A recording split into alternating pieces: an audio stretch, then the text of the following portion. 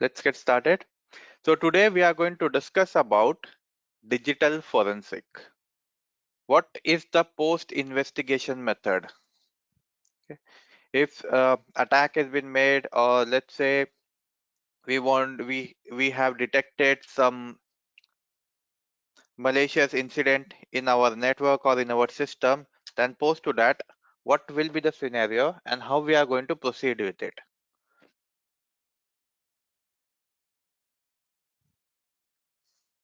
Okay, so today's agenda will be of an digital forensic.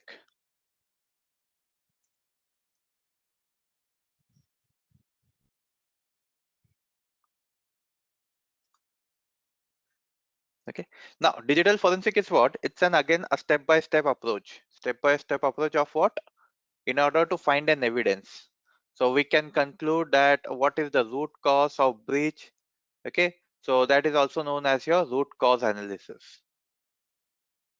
Now in digital forensic, we have different types. Okay, we can perform network forensic, we have system forensic. Okay, in system we have disk forensic and memory forensic. Then we have cloud forensic.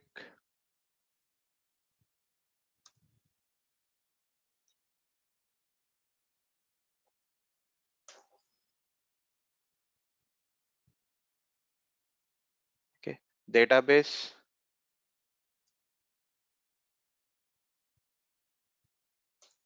IoT, malware. Okay, so these are what? These are certain types of forensic with that which we can that what we can do. Okay, now whenever we talk about an forensic, there are certain things that comes into play. That is your step-by-step approach. Okay, so forensic is not something that you can say which can be start at any point of in time. No, we cannot do that, especially in SOC. Okay, forensic is something that you do whenever incident or where is a where there is a reason. Okay, for example, when we are looking into critical alert, okay, most of the time in our infrastructure, let's suppose our organization is a big organization, then in our organization there are multiple alerts have been coming. Okay, so we are not going to perform an forensic in each and every alert. Forensic is only been done into a specific incident or impact in our infrastructure, then only the forensic will start. If there is any major impact or is there any particular major incident, then we are going to perform an forensic.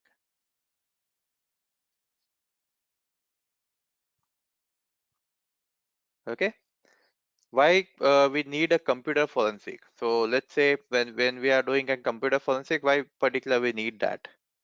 To overall find the integrity. Okay, to find the evidence that can prove the attacker has taken the action, and where we are going to showcase that evidence into the court of law. We are going to track down. Okay, we are going to protect our organization from financial resources. And why do we need a forensic, and when do we need a forensic? To gather the evidence. Okay, to minimize the tangible and intangible the losses, and when it has been needed, if the breach has been occurred. Okay, if the damages has been done, then we need this forensic. Now there are different types of cyber crimes.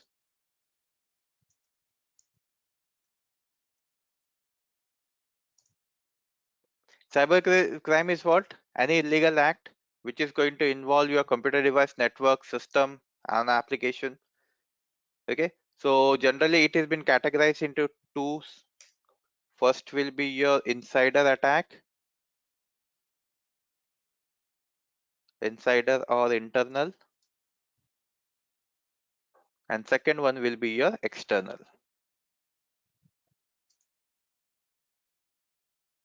Insider attack and external attack. Internal employee, which can be unthreat to an organization.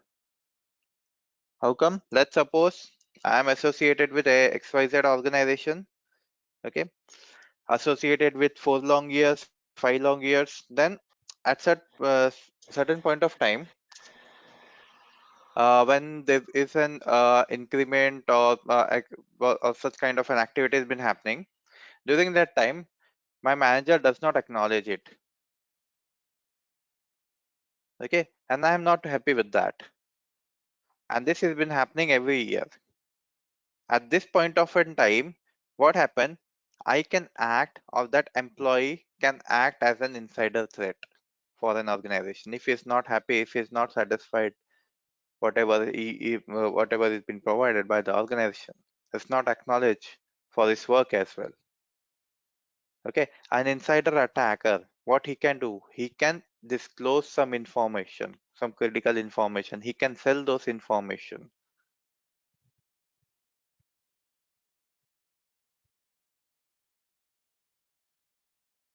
Okay, not only current employees, your business partner or any particular organization who are or any person who is working with the organization as an on a contractual base.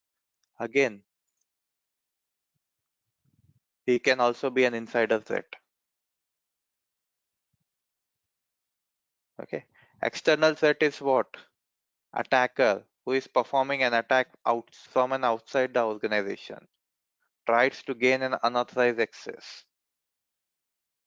External attack is what? Those will be your hacker who don't have any knowledge.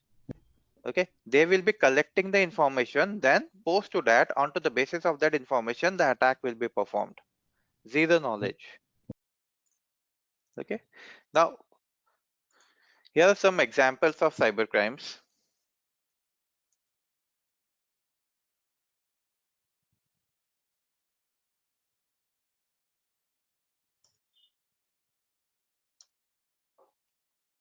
Okay,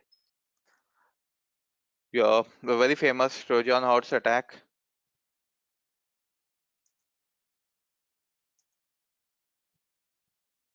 brute force attack,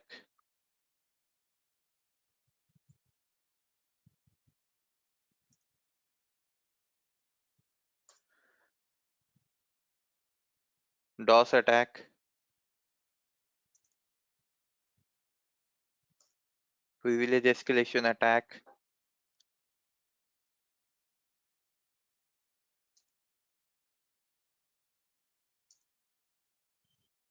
phishing attack.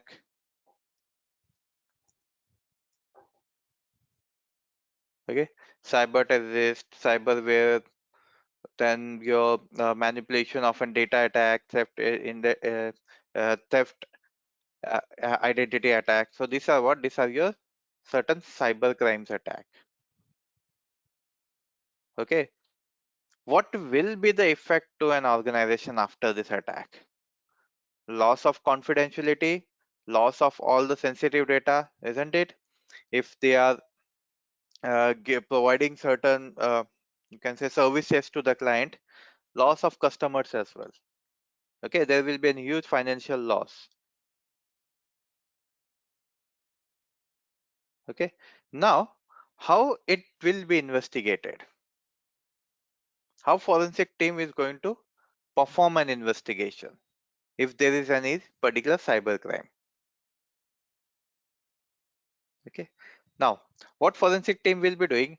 They will be first checking in the network that what malicious incident has been happened. If there is an SOC team, check out for the logs.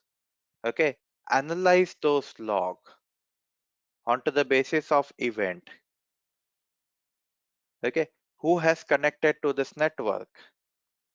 Post to that, if it attack has been happened into any of the device, start collecting the information from that device. Isolate those devices, then perform an investigation. Okay, so first we do an interrogation, then we perform an investigation. Interrogation, we collect more and more details about it, and then post investigation is be started, analyzing the data, analyzing the event, what all the application has been installed into the device. Okay, now this totally the collection of an data or analyzing of an data, this totally depend basis on the types of the case. Okay, so generally types of cybercrime investigation cases will be, you can say it will be an civil as well, criminal as well, and administrator as well. There are the three different types.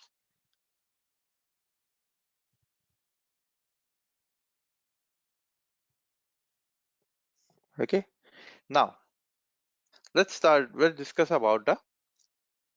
discuss more about your computer forensic.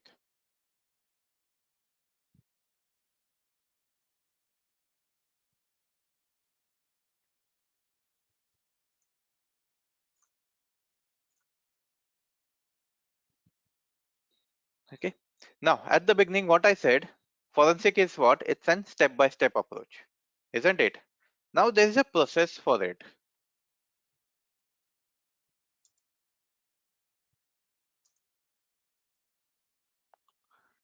that generally we do follow.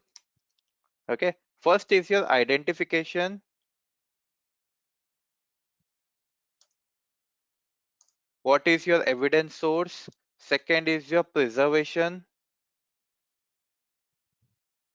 Then is your collection, examine and analyze,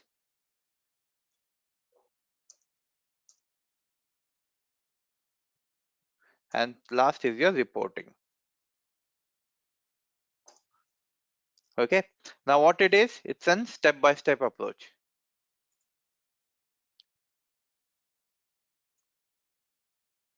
Okay, so first what we have to do, we have to do an identification. This will be the first part. Okay, we have to identify the evidence source. Like I need to collect an evidence. From where I will be finding all those evidence? What will be the evidence source? Okay, so let's suppose you have seen into many movie as well that if any incident has been happened, then therefore, or let's say there any murder or any kind of an activity has been happened, any such kind of an activity. Now over there, when the forensic team arrives into that place, so what they will be doing first, they will be wearing the gloves. Okay, and then they will start picking up all the evidence. And where they put all those evidence into and back to make sure the evidence is not being tampered. Okay, similarly, if we have a mobile phone, we want to collect as an evidence, so what we are going to do, we are going to pick that mobile phone and put it in a Faraday cage, so it will be stored inside a Faraday cage. So if someone wants to connect with that device, he won't be able to.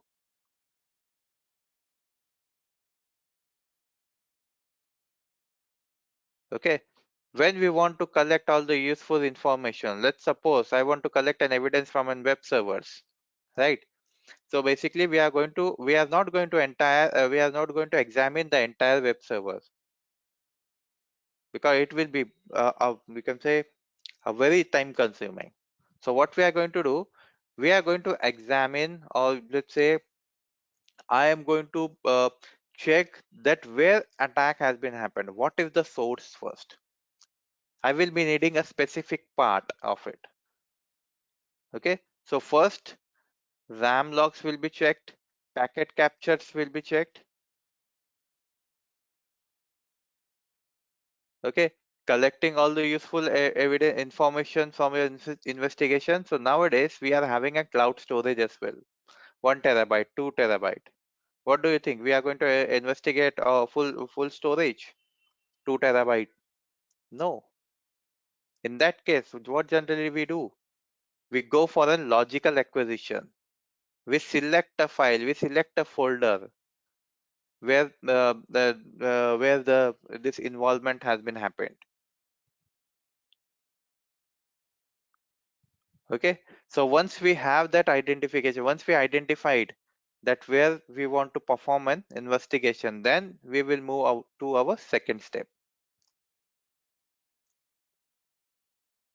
That is your preservation. Okay.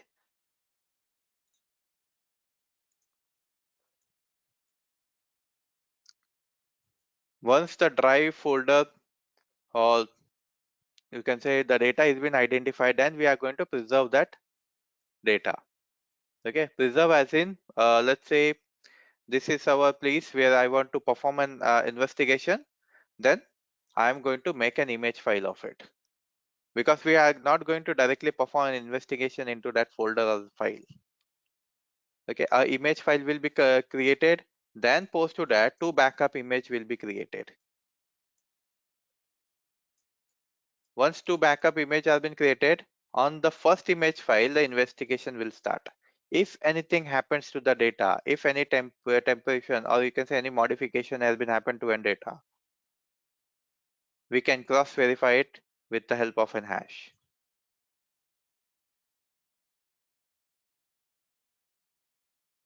Okay, and start collecting the information. Then your next step is your examine and analyze. This is where your actual forensic happen, to find out the root cause analysis.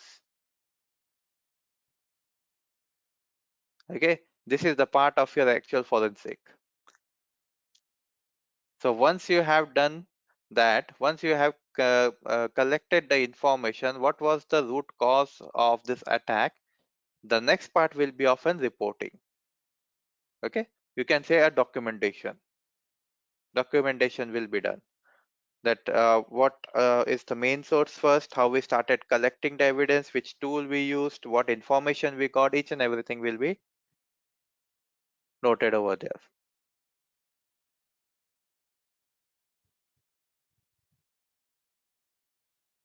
Okay, so first is your identification, preservation, collection, examine and analysis, and then is your reporting, which will be your last part.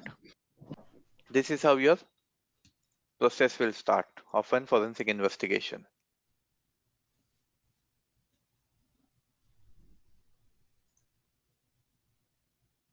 Okay. Now let's say I want to perform an investigation into system forensic. Okay, it's a disk-based forensic or a memory forensic. I want to perform an investigation over here. Now hard drive is what? It's a non-volatile. Okay, where all the digital data is being stored in the form of an records.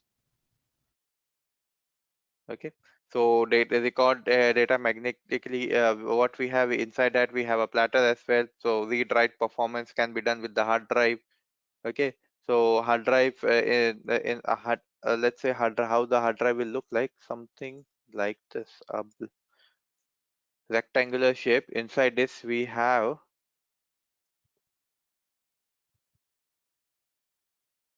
a platters and splinters. Okay, now this small disk will be rotating. We call it as a RPM, revolution per minute. Okay, along with that we will be having an actuator as well, axis as well. Okay, now how does your hard drive look like from inside?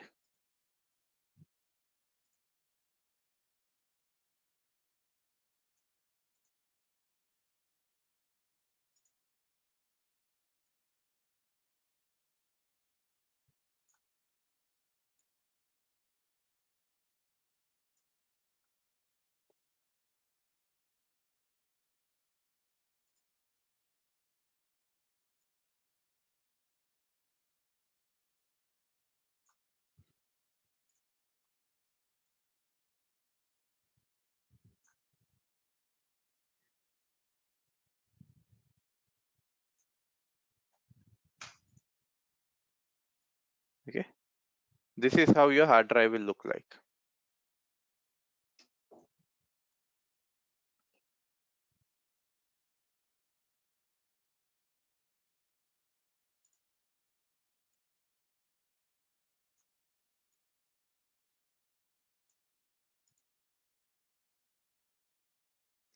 Okay, I'm not that much good into the drawing. So what do we have? So let's say this yellow color part,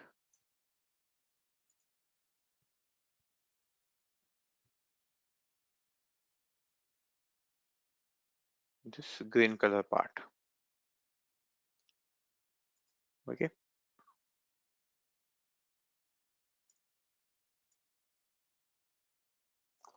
This is known as your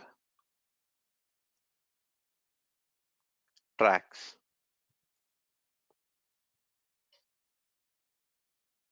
the outer layer. And inside this, what we have, these are known as your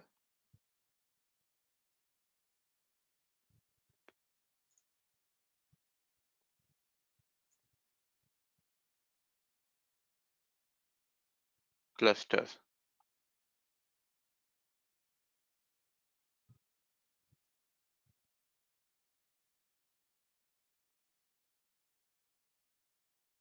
Okay. And inside this, we have sector.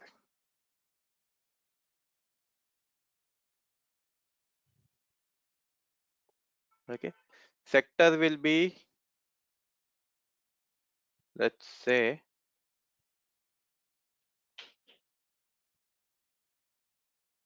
this green color part is your track. This yellow color part is your okay. This yellow will be your tracks. The green will be your cluster, and inside this the small part, the end part. Okay, which will be sitting onto the over here. Okay, that will be your cluster. Now, how the cluster? What this whole thing is?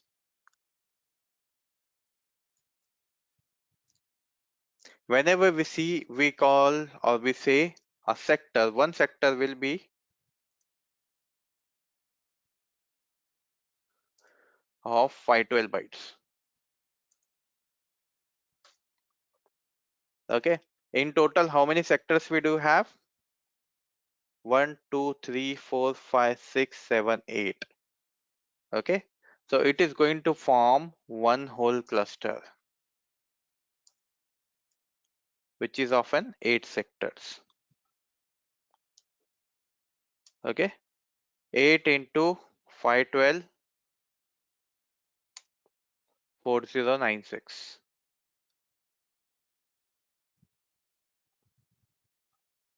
4096 bytes is known as your 4 KB.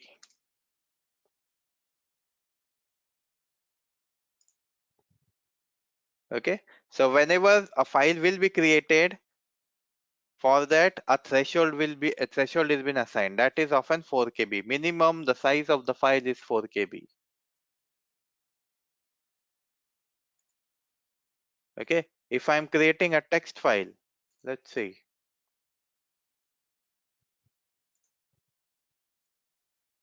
And inside this, I'm storing some information.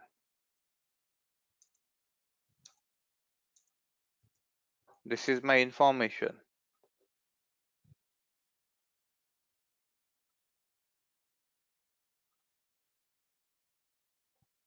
Okay. And I'm storing this. Save. Close.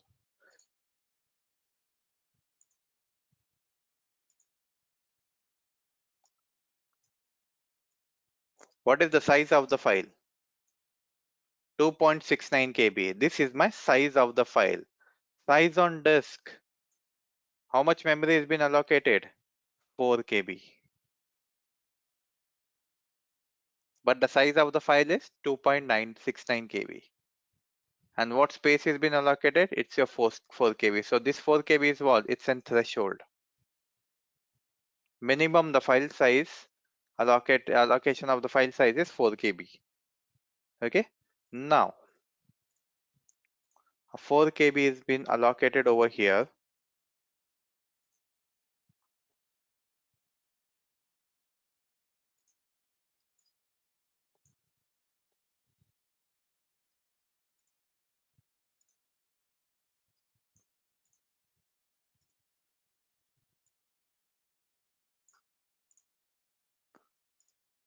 Okay, 4 KB. Let's say this is a file 4 KB. The file size is 4 KB. And how much space has been utilized? 2.69. Okay. Now what is in leftover space out of 2.69? 1.31. That is your leftover space. And we also call it as a slack space.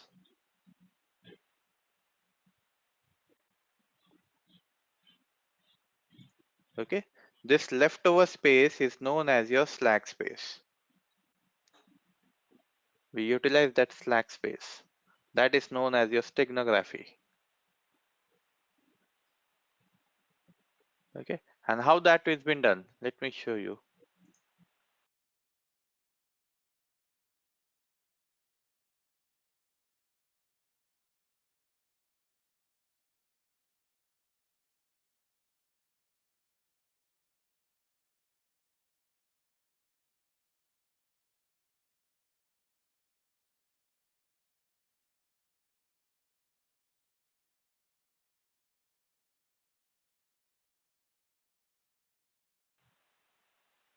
Okay.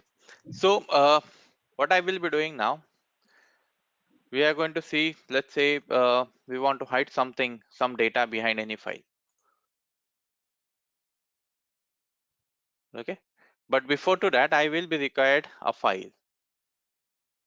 Okay. Where I am going to store my information, where I am going to hide my information. So let me quickly download an image file from an internet.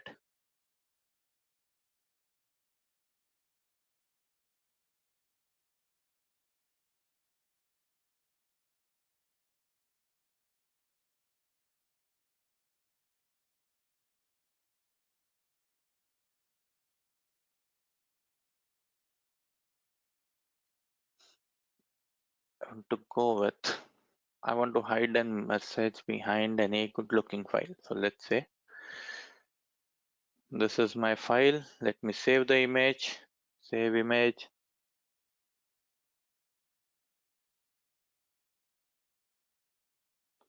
Desktop, name of the image is index.jpg.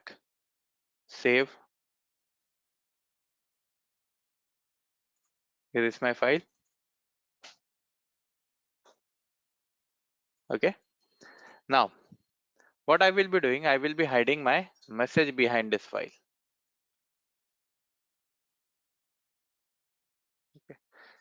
So let me open an command prompt now. Sudo su. Okay. Now to perform this particular activity, what has been required is required a tool to perform a steganography, and that tool that tool name is your steghide. So first we are going to install that tool. Okay, to install the tool, the command is apt-get steghide.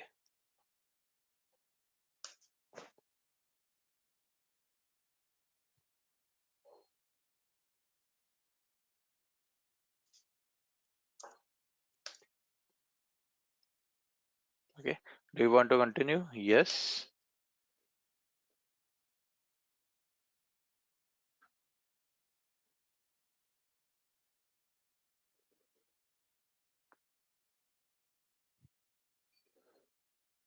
Okay, tool has been installed. Now what I will be doing, I required a data as well, isn't it? What I want to store behind that file, what information I want to store. Okay, let's create that. So first what I will be doing, I will be creating a directory first. Okay, directory as in a folder, and then inside that directory I'm going to move all these files because I want to store everything in at one place. Okay, so to create a directory, what command has been used? Kdir.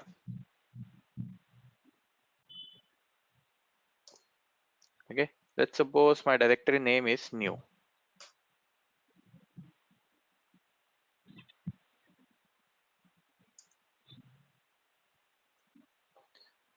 Okay, so directory has been made under which particular, where this directory has been made, inside and Kali. Okay, now I want this directory to be moved in download in desktop. Okay, so copy, what to be copied, directory name, where to be copied, /home /Kali /desktop.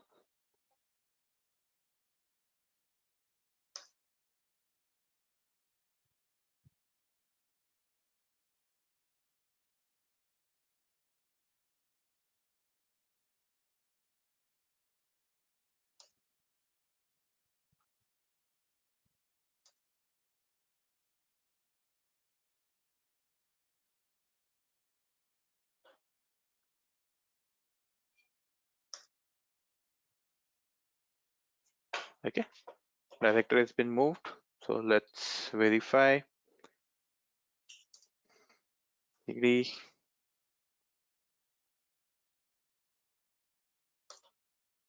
Okay, ls, here is our directory and the image file. Now I want one text file as well.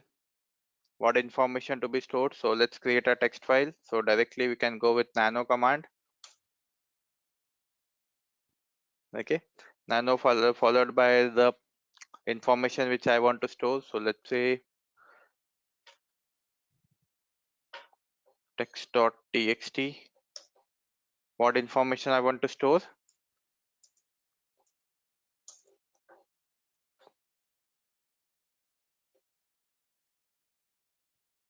Okay, this is the message which I want to store behind that file.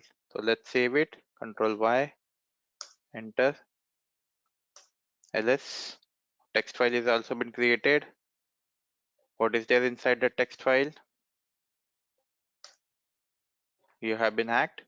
Okay, now I want to move this. I want to copy this text behind this image. I want to store this information behind this image file.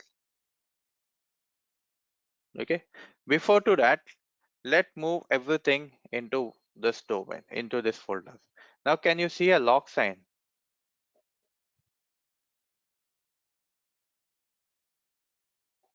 Okay, so this file and this particular drive has been locked. I cannot move the file inside this. So I have to remove this lock. Why there is a lock sign? We have recently created that file without any password, without creating any particular password. Now that file has been created from a normal user account. That's the reason. So we have to give the privileges to that folder and the file. Give full privileges, give full access. So we can edit that particular file. We can give an read, write, and executable permission. Okay. To give the permission, we go with a command chmod. Change the moderation of the file. Give full permission. Read, write, and execute.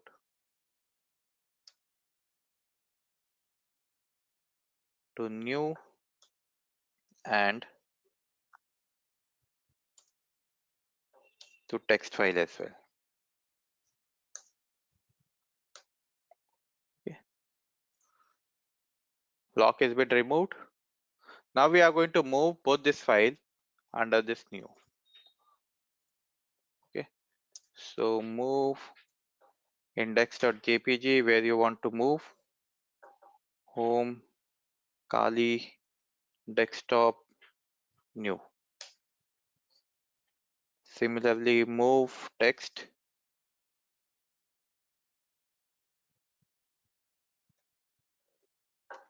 where you want to move. Home, Kali, desktop, new. Can you see? We have only one directory now. That is our new directory.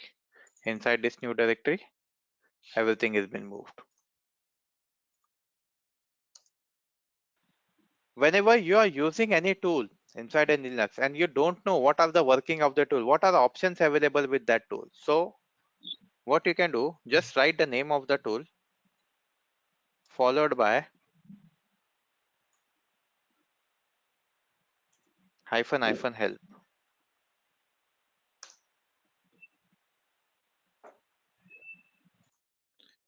These are all options available to use a tool. Okay, you can embed the file with command -ef. You can cover the file -cf. You can paraphrase the file. You can give a password to that file with an -p. Okay, to stego file, to particular hide the data behind the file, we go with an -sf. Okay, okay, to encrypt the file -e. So we have many options available.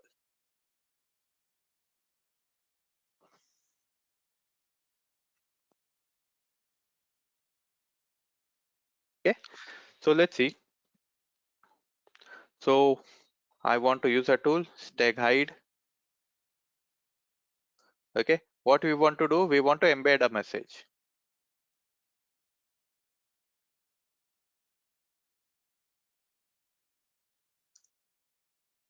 Okay, so first we will be going with a cover file.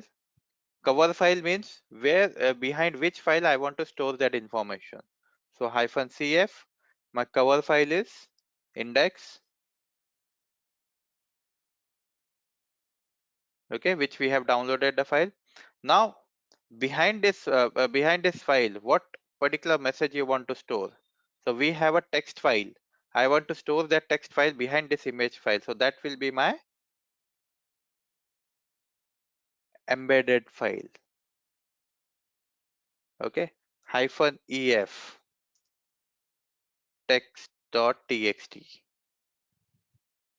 Okay, after storing that text file behind the image file, create a one more new file, which is your stego file, and the give a name to that file is bike.jpg. Okay, now whenever you are performing this, whenever we are storing any information behind any file, whenever you are doing a steganography, okay, so that time, for when we create a file, a password is been required. We are going to create a password as well. Only the person is having a password, that person only can extract that file or can see the message what has been hidden behind that file.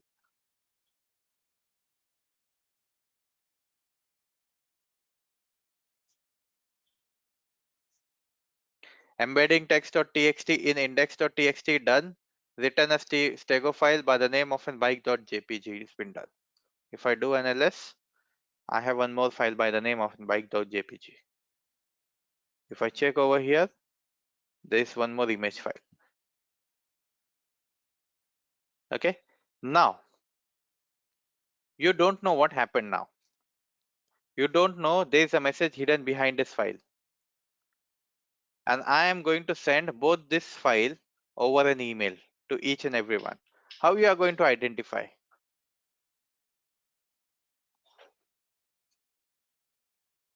Okay, we can extract this file as well.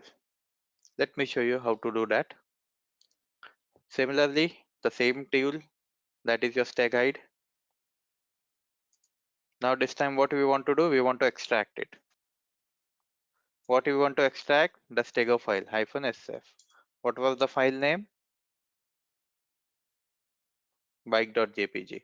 Now this time, to extract a file, password will be required, which we have created.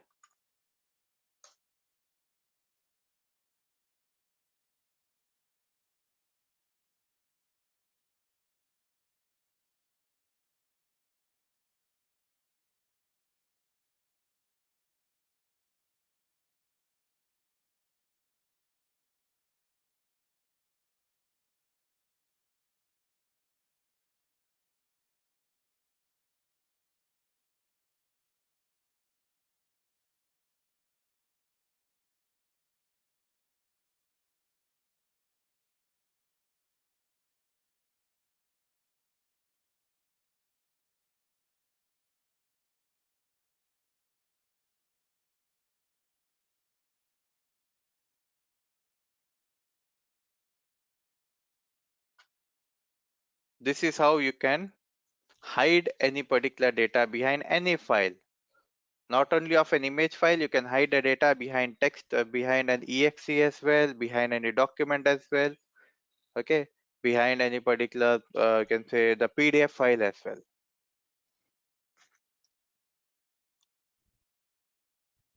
Okay, now how that is been analyzed, how that has been looked, or how the forensic team is going to analyze this thing. So what do we have? We have a tool for it, and that tool name is your access data FTK imager. With that tool, easily we can see what message has been hidden behind this file. That has been done when you are doing an forensic investigation. Along with that, if the file has been changed from an image file to an PDF format or to an exe, we can also check that. How? With the help of a signature. Hexadecimal value. Let's check the hexadecimal value of that file. If that file is an exe, the hexadecimal value will be 4D5A. No matter what extension has been given to that file, the value will be the value is going to remain the same for it.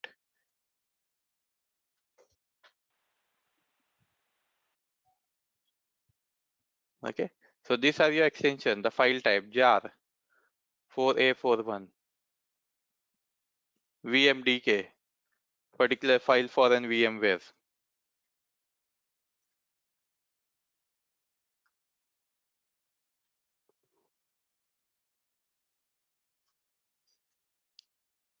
Okay, apk 504b for zip file 504b.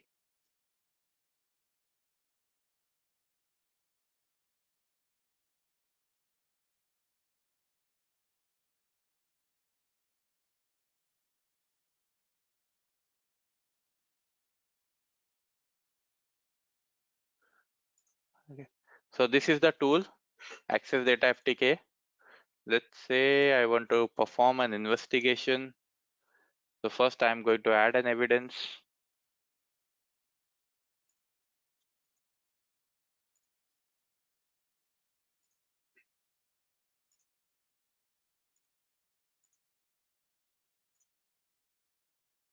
Okay, so this is my evidence. Now this file is .exe, isn't it? Camera shy.exe. Now if I click over here, am I getting a hexadecimal value?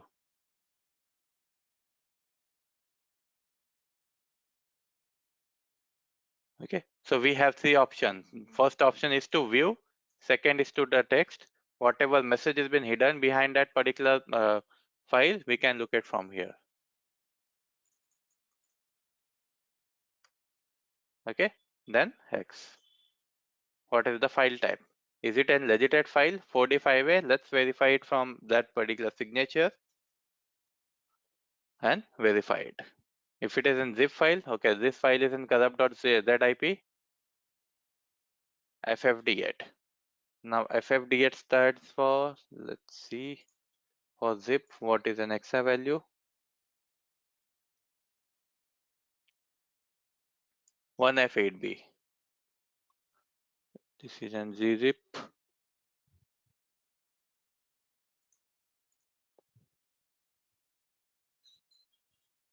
It's an image file.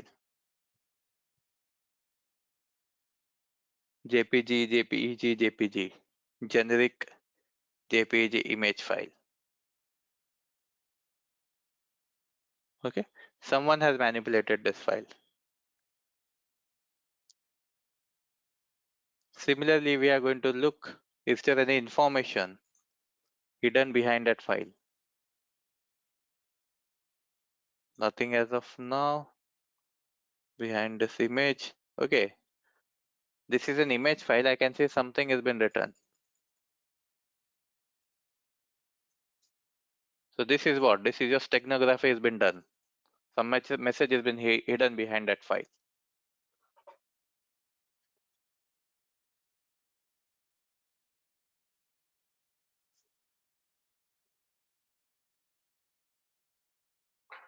Okay. This is how the investigation has been done. We look onto that, we verify whether that particular file is a legitimate file or not. Okay, is there any message has been hidden behind that file, what the file type is. Okay, any hidden message has been done by given by the hacker, or what malware has been used, so we can analyze it from here if any malware has been used. Okay, not only that, when we do and when we start an investigation inside a device, so first we check for what all the application has been installed into this system. Here we have event viewer, we have Windows log, application security setup, system forward event. Okay, and this will be common for any operating system. If it is in Windows, if it is in Mac OS, if it is in Linux, there will be an this particular logs will be the same: application security setup, system and forward event.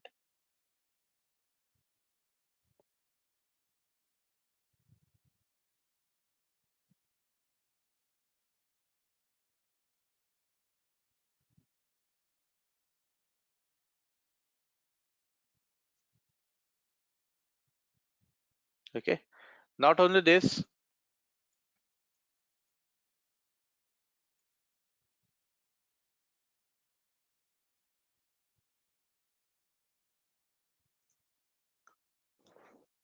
we have relatability monitor as well. From this, we can identify if someone has taken the access of the device or of any application or not. If anyone has given any particular wrong password, we can get an information.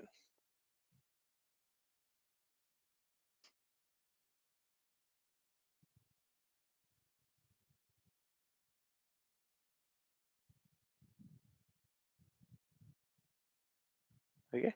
So this is I stands for information. This is your critical event. Windows has not properly shut down, stopped working. This is your warning. So we got certain warnings as well.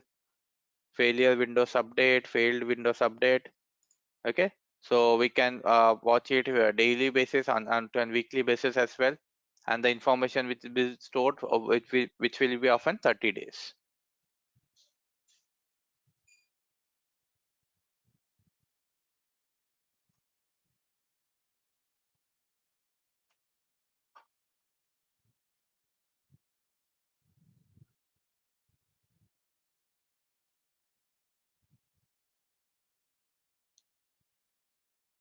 Okay, clear with this? Not only that,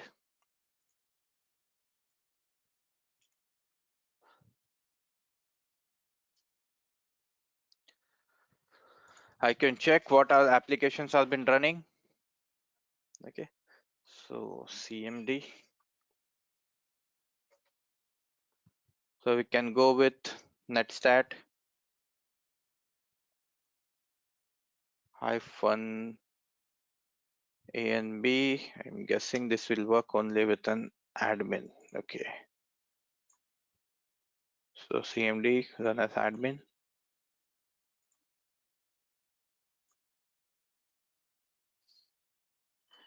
Netstat hyphen A and B. Here you go.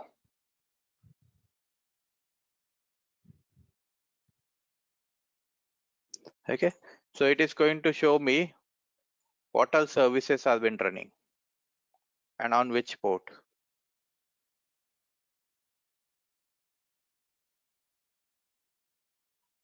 Okay, not only that, let's say I want to see the task manager. Okay, generally how we check the task manager, just right click down over here, task manager. Okay, now this is my CLI view. Now I am not able to access this. Many a times we are not able to access this. Okay, or let's say you are not having that privileges. Now if you want to check That ID is not having an privilege. If you want to check what all services have been running, if your CLIV is not enabled, so we can view it from our CMD as well. Just simply go with task list /v. Here you go.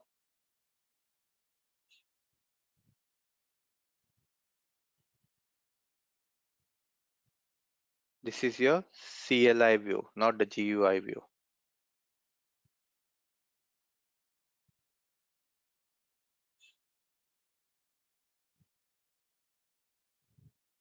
Okay,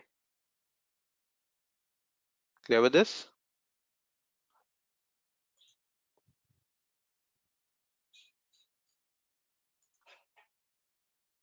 This is my resource monitor. For application, how much resources have been consumed. Okay, again, this has been disabled.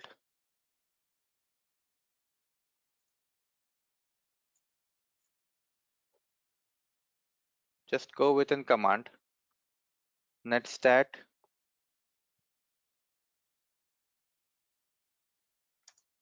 -anbo.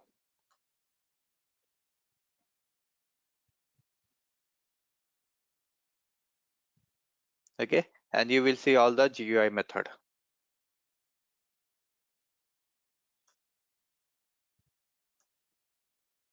Here you go. These are what? These are your temp files.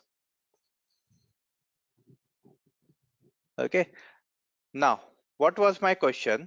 My question was somebody has installed an application into your device, and once the particular work has been done, application has been removed. Application has been uninstalled. Okay, but still we can identify it. What application has been installed? Okay. Now, generally, what happened? Let's say I had installed an VMware. Okay, and I had installed one more application by the name of an Joplin. Okay, both the application has been installed now. Now I'm opening Joplin for the very first time. This time it is going to take a bit time. Opening this for the very first time. Why? At the back end, what is happening? A prefetch file is getting built. A prefetch file has been getting built. Once the file has been built, application will get open. Now, second time when I'm opening this application, it is not going to consume, it is not going to take that much time which has been required at the beginning. Okay. Now, when you uninstall this application as well, the prefetch file will stay in your device. From that file, we can identify which application has been installed. Okay. So we are first going to look for the prefetch file.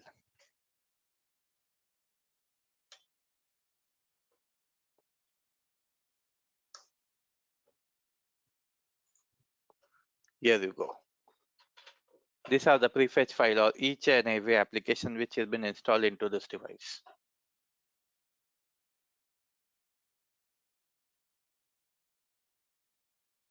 Yes. You don't have the sources, you will be going into some other format. You will be looking for, is there any shortcut file has been created? We are going to check for the assembly sources as well. We are going to check inside the registries as well. Okay. Now how the registries have been configured?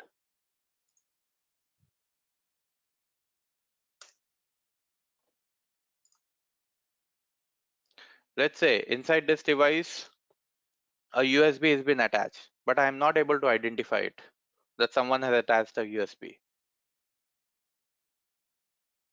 Okay, but from this registry we can identify it from this registries.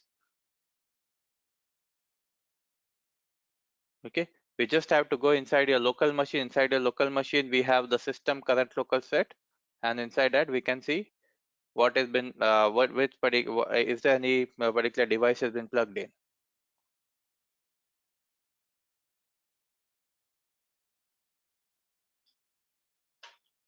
Okay, so this is the best thing you can have, the registry. So Basically, we have 5 registries: H key, case root, H key current user, H key local user, H key users, and a current config. Now, this current config will be having all the software and hardware related information. Okay, HK user will be storing all the user information, who has been logged in, which user has been logged in, how many users can access this particular device, what user, it is going to identify the user as well, user settings. Okay, local machine, we will be getting all the information of the machine, of this machine.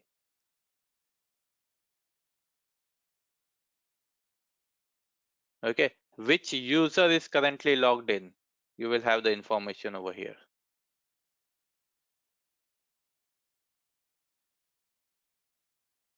Okay, and this will be containing the information about the file type and its associate.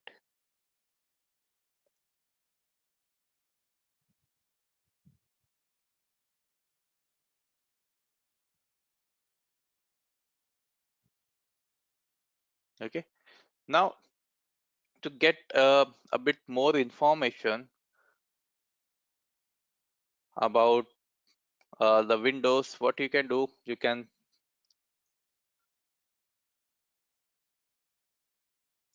download one file. Okay, so this will be my suggestion to you can have best thing onto an internet. Okay, so just search for Windows sysinternal, sysinternal suite.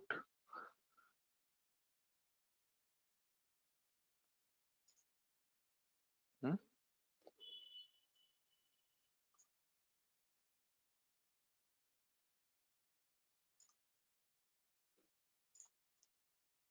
Download in PDF. So this is what you can have: complete information of an Windows, how Windows has been working, what is there inside the Windows. So if we are into an SOC team, this will be required, because we are going to collect an information of, and we are going to look for the logs, and to check for the logs, what that log is. Access num. Access num is what? Access check is what? Config is what? Disk to VST is what? So we have complete information of your Windows.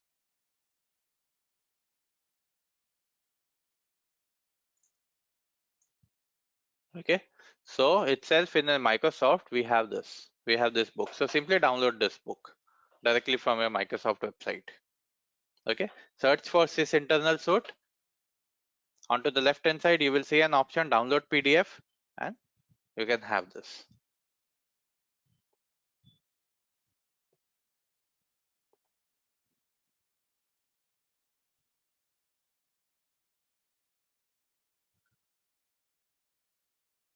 Okay, now why particularly I'm talking about this Windows particular sys internal suite. So let's say you identified an event. Okay, and the event ID is, we are checking a Windows log. Event ID is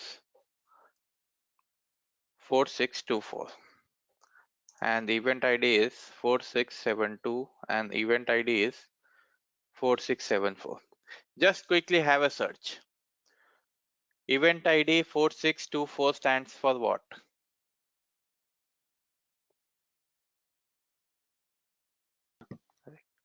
That means admin account has been logged in inside the device. So if you are an admin user and you are logging in inside a device, the event ID will be generated, that is your 4624.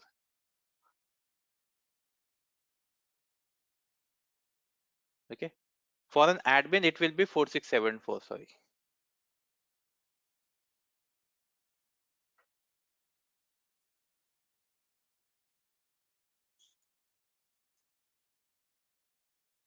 Okay. 4672 is for an admin user. If you are successfully logged in inside a device, then the event ID will be generated. It will be 4624. And 4674, when you will be getting this ID, when the user is going for an privilege escalation. Privilege escalation as in, this is my CMD, okay? And this time I am escalating my privileges. If I directly open the CMD, I am opening it as an from a normal user account, as a normal privileges. Now, if I go with right click and run as admin, so what I'm doing, I'm escalating my privileges from a normal user to a root user. At that time, the ID will be generated 4674. User used the privileges. So all sort of an event ID you will be looking at. Okay, and you will be working with a tool by the name of an Splunk. It's a SIM solution.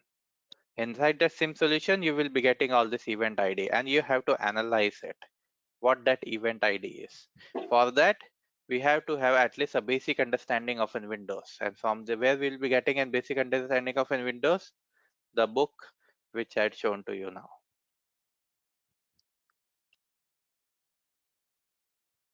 Okay, so when we're talking about a physical layer, any possibilities can happen.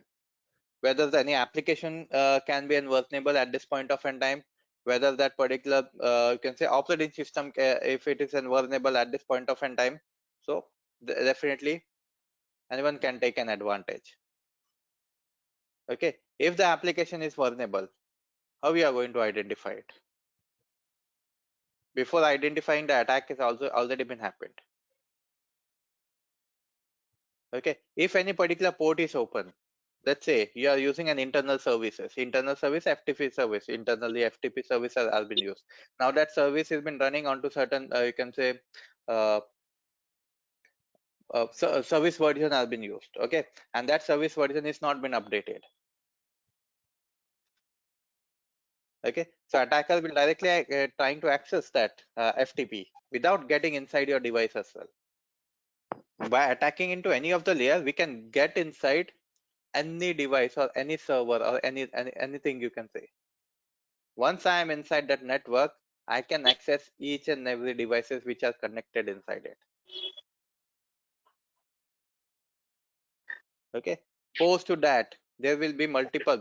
Let's say what generally attacker will be doing. Let's say I am a normal person. I am working as a receptionist inside an organization. Okay. Now for a receptionist, there will be limited privileges, isn't it? Okay, but Mhm. this particular person is not having an information, it's not having that knowledge of an cyber security, highly vulnerable area, isn't it? Visited any website, a malware has been installed, a mail has been sent, a phishing mail has been sent, he clicked on that link, a malware has been installed. Now as an attacker, what I will be doing, once I have an access to this device, I will be raising my access. Okay, to get inside the internal network to connect with other devices. So what I will be doing, I will be raising my access from a normal user to an admin user. That is what your privilege escalation is. By checking on the services which has been running, and for that services whether it has been updated or not, and to get that we can simply use some of the website, we can get the information from there. So we have Google hacking database. So check for the service which has been used. Let's say uh, I'm using Apache service.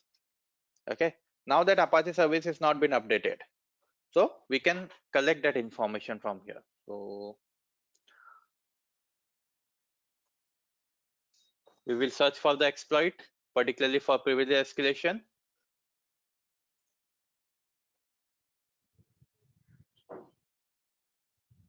Okay, so this is for PHP.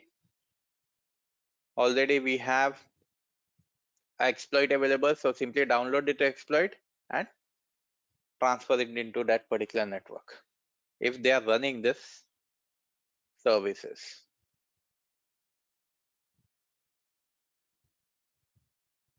Okay. So similarly, we can search for an exploit. We have many sources available. So we have an exploit.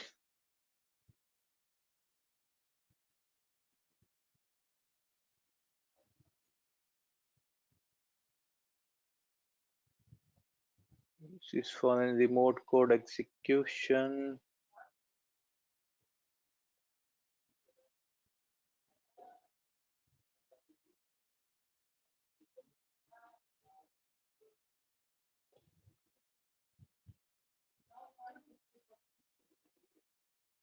Okay, I don't exactly remember the exploit number.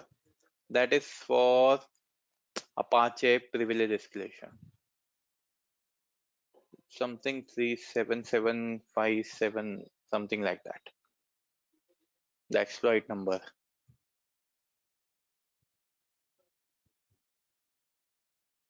Okay, so you can download it from here. Not only that, we have a database inside your Linux as well.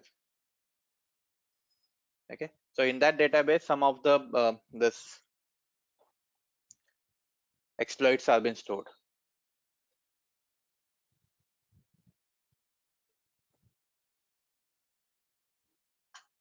Now, let's come back to our question, firewall log.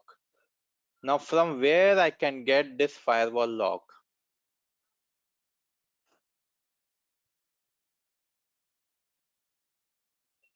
Okay. Now, to check for the firewall log, what we can do, can simply search for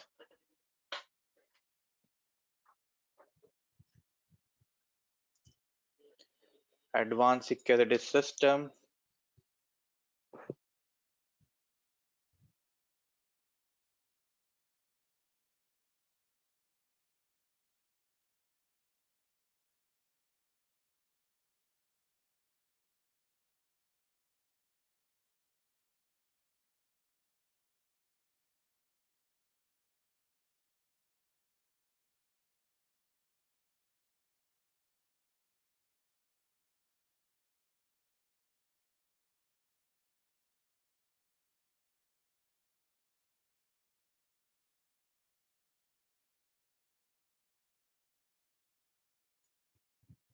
Okay. Now, properties. Can you see?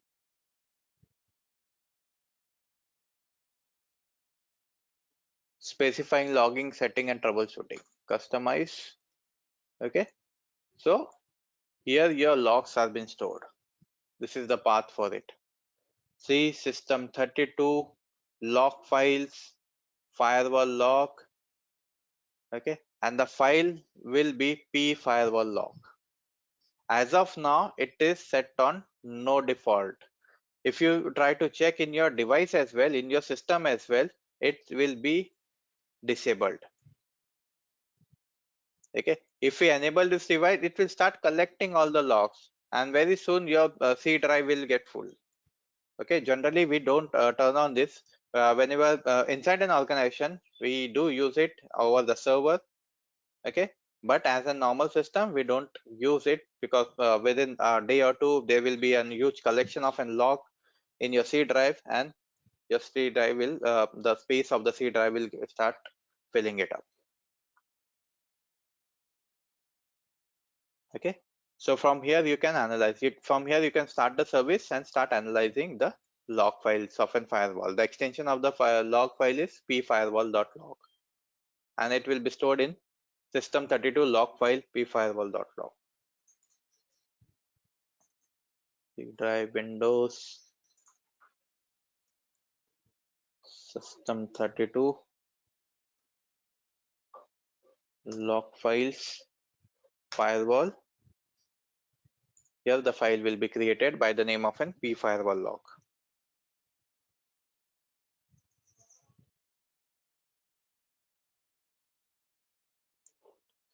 So it will be under C, Windows 32, under Windows 32, Windows system 32, under to that log file under to that dot log. Now I want to collect a log for Linux.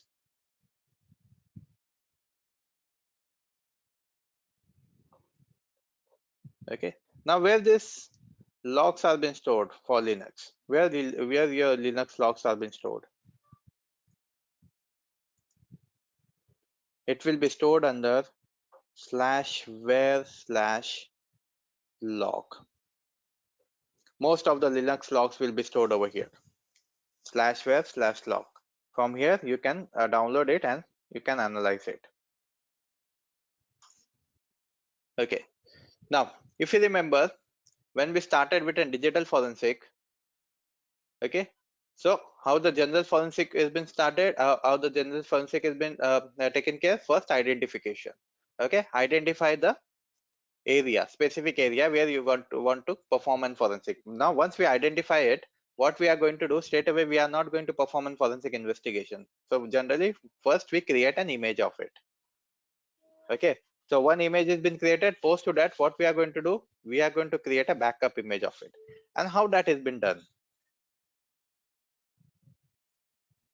same with this FTK image. Okay, so what are the options we do have? First, let's say I want to create a disk image. So you want to go with physical drive. If it is in physical drive, go with it. If it is in logical drive, we have an option for logical drive as well. If we already have an image file, we can create an one more image of that image.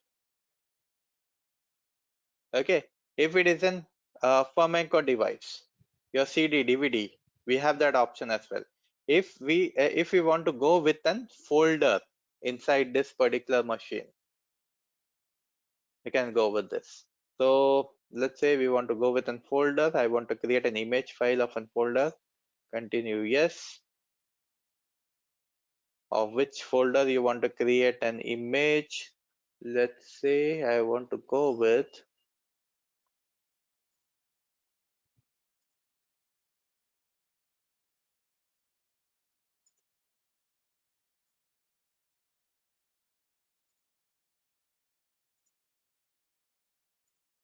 this folder, camera roll. Okay, finish. Okay, now image destination, add case number 001, evidence number 001. Okay, next image destination folder where you want to save this. I want to save this onto desktop. Okay, name of that file, let's go with new evd, finish and start.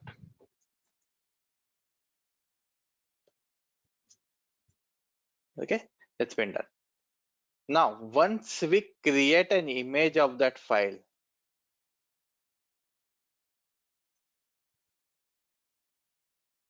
what we are having, a hash has been calculated of that file, MD5 hash, SHA-1 hash, for any physical drive, for any logical drive, or if I want to go with an image file, or if I want to go with an folder.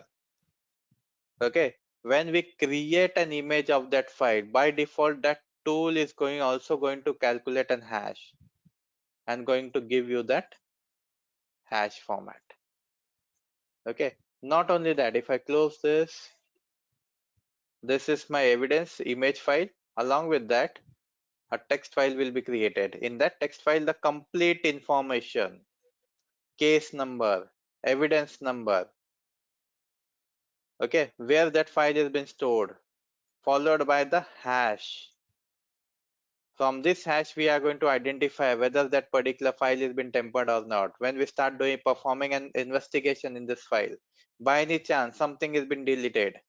Okay, so down the line we can again cross verify it by checking with an hash of that file, whether that file has been legitimate one or not, has been tempered or not.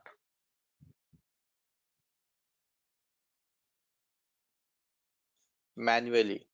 Okay, so we can do that with the help of an CMD.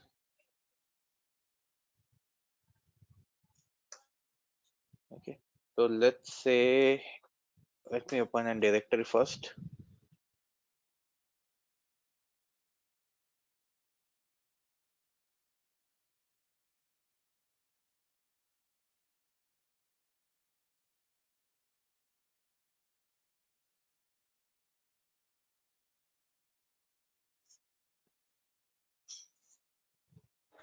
Okay, so we have a file evidence.ad1.txt. I want to create a hash of this file.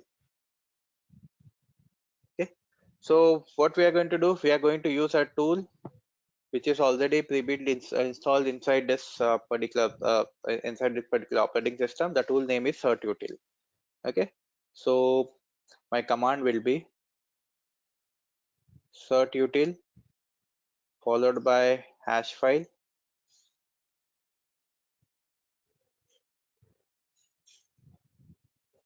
What was the file name?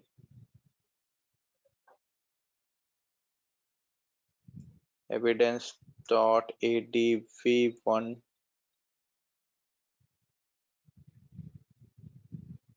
ad1.txt. Okay, what particular hash you want to calculate? MD5. Here you have. This is your MD5 hash. Okay, so manually, whatever particular hash you want to create, you can create it of any of the file, whether it's in file, whether it's in particular folder, okay, whether it's in text file, exe file, any of the file, you can create it. Okay, and that can be used as a verification purpose down the line to verify whether the file is not been tempered. Okay, we can cross verify down the line. Anything happened to that file, any modification has been happened to that file, so let's cross verify with the help of an hash which we have calculated at the beginning. Okay, now again, let's say you visited some of the website and you want to verify whether that website is legitimate one or not. Okay, so what we can do, we can copy that URL and paste it inside your VirusTotal.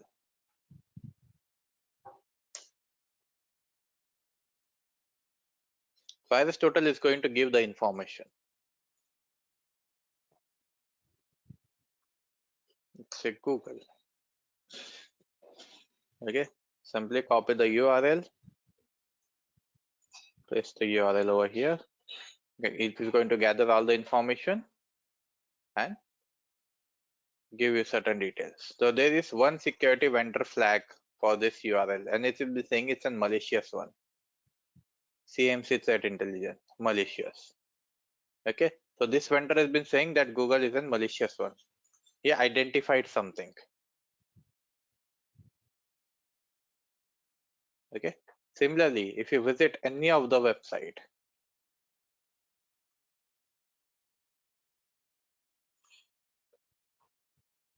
okay, let's say a URL has been given onto your email. So how we are going to analyze it, how we are going to identify it, whether it's a legitimate website or not. Just use the VirusTotal.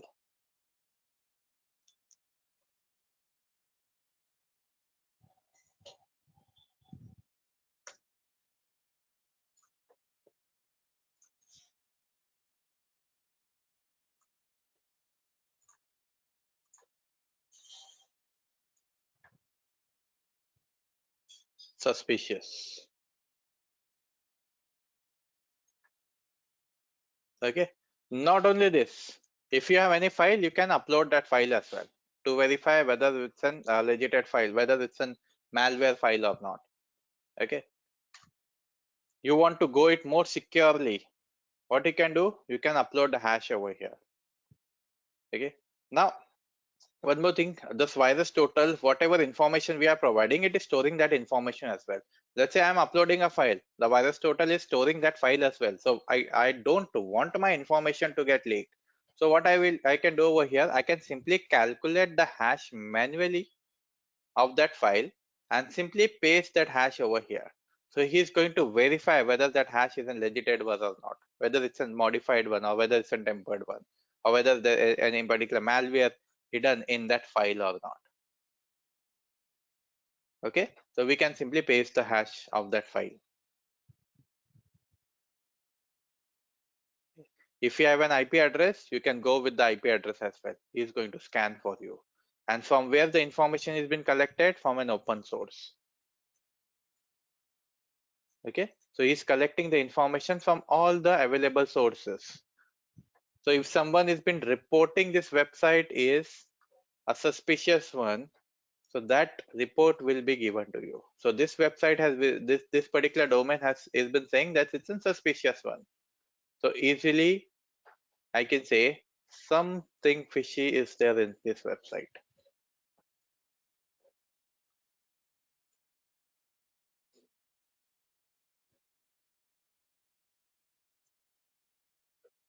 Okay, so like this you can use this virus total to do an DNS interrogation. Again, to do further more DNS interrogation, we have many other tools as well to check whether that particular let's say the website is secured or not, it's free from malware or not. So we have a website by the name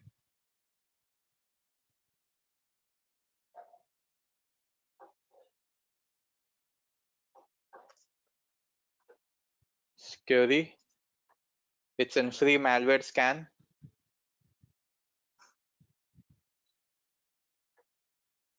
Okay, so you can scan you can scan any particular website. Okay, not only that, to check whether that particular link is a phishing link or not, so we can go with open fish. Okay, so open fish to do an phishing intelligence to check whether it's a phishing website or not. Along with that, we have one more by the name of checkfish.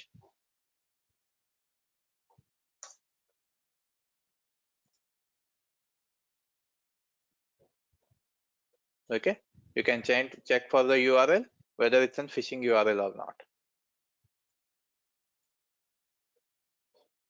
Okay, similarly we have abuse IP for IP address, who is domain, to check whether the domain what is the domain is. Okay, we have Talos intelligence, we have DNS dumpster to do and reverse DNS dumpster, we have MX toolbox to check whether email headers and email footers.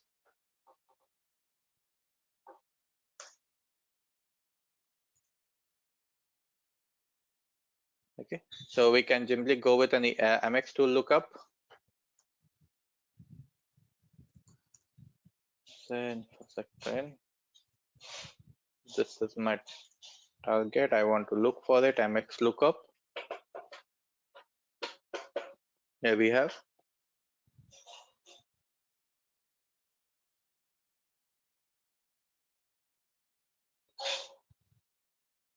Okay, so it's an HTTP lookup. I want to go with DNS lookup. Domain details. I want to go with SFP record.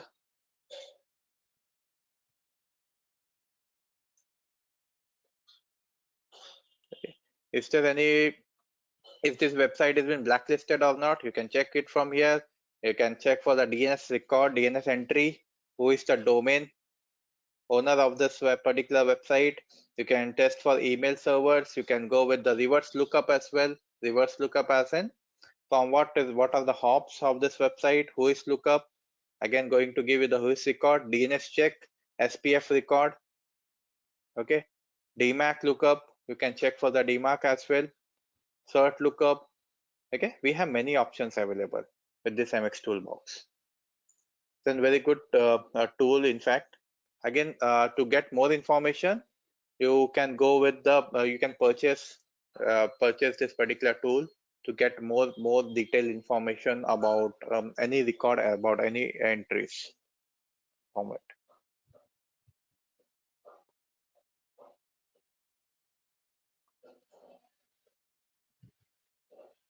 Okay. If you want to check for the URL, so if you want to check for the URL, so you can scan that URL as well with the help of an URL scan.io. Then again, a very good website.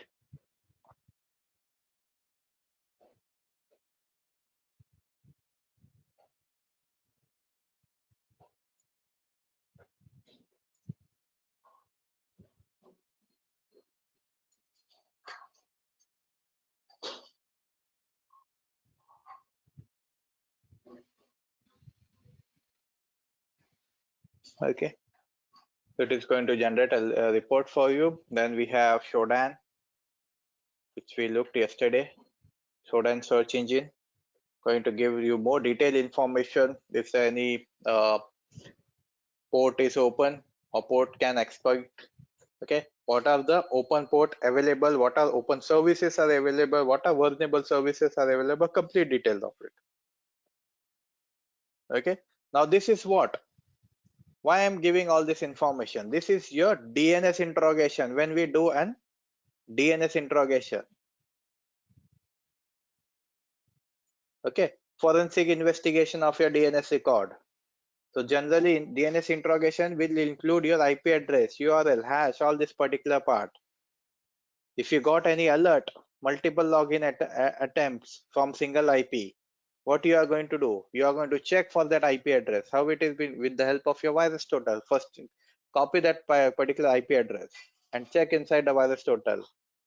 Okay, perform an hybrid analysis. Check inside your MX toolbox from where this IP has been coming. What is the DNS record of this IP address? Okay, check inside your abuse IPDB whether this IP has been blocked or not, or any particular malicious activity has been done from this IP address or not. Okay, so this is what, this is your DNS interrogation has been done. It will give you more detailed information whether someone is doing a phishing attack or not.